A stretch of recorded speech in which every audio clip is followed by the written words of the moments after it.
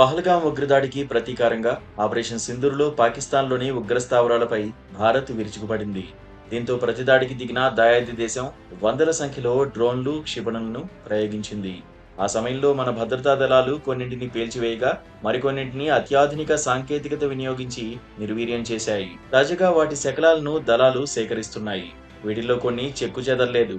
వీటిల్లో very short range కిందకు వచ్చే డ్రోన్లు కూడా ఉన్నాయి. వాటిని స్థానిక ఆపరేషన్లకు మాత్రమే వినియోగించే వీలుంది. తక్కువ రేంజ్ ఉండడంతో వీటి విలువ కూడా చౌకగానే ఉంటుంది. ఈ క్రమంలోనే అధికారులు అసలు వీటిని ఎక్కడి నుంచి కొనుగోలు చేశారో తెలుసుకునే అంశంపై దృష్టి పెట్టారు. డ్రోన్ల విక్రయాలకు సంబంధించి ఈ-కామర్స్ వేదికలో రికార్డులు ఉంటాయి. వీటి నుంచి కొనుగోలుదారుల వివరాలు సేకరించాలని భావిస్తున్నారు. పాకిస్తాన్ సైనిక దాడికి 800 నుంచి 1000 వరకు డ్రోన్లు వాడిందని ఆర్మీ అధికారులు వెల్లడించారు. వీటిల్లో చాలా వాటిని ఇండియన్ ఎయిర్ గన్స్ సిస్టమ్స్ ధ్వంసం చేశాయని తెలిపారు. మరికొన్ని 10 కిలోల పేలుడు పదార్థాలను మోసుకువచ్చాయని, వీటిని కూడా కూల్చివేశామని పేర్కొన్నారు. ఆర్మీకి వందల సంఖ్యలో వీటి శకలాలు లభ్యమయ్యాయని అన్నారు.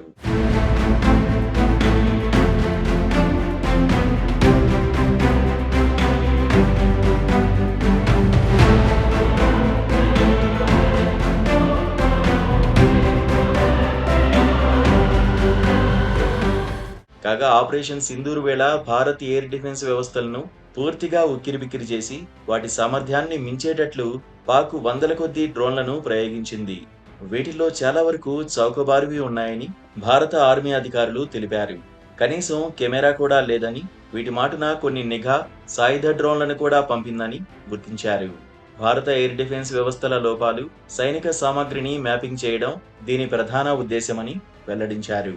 జమ్మూ కాశ్మీర్లోని బారాముల్లా నుంచి రాజస్థాన్లోని బర్మేరు వరకు 4 రోజుల పాటు ఈ రకమైన ప్రయత్నాలు చేసిందని తెలిపారు. కొన్ని డ్రోన్లతో లైట్ డిటెక్షన్ అండ్ రేంజింగ్ టెక్నాలజీని కూడా పాక్ వాడినట్లు మన సైన్యం చెబుతోంది. పాక్ ప్రయోగించిన డ్రోన్ల కూల్చివేతను ఎక్కువగా గన్స్తోనే చేపట్టినట్లు ఆర్మీ అధికారులు ధృవీకరించారు.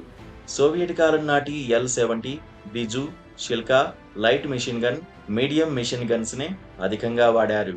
మరోవైపు రాడార్ల వినియోగంలో ఓ అత్యాధునిక ఎత్తుగడను భారత్ వాడింది. నిరంతరం వాటి నుంచి సంకేతాలను విడుదల చేయలేదు. గన్స్ రేంజ్లో డ్రోన్లు ఉంటే రాడార్ల స్విచ్ ఆఫ్ చేసినట్లు అధికారులు పేర్కొన్నారు.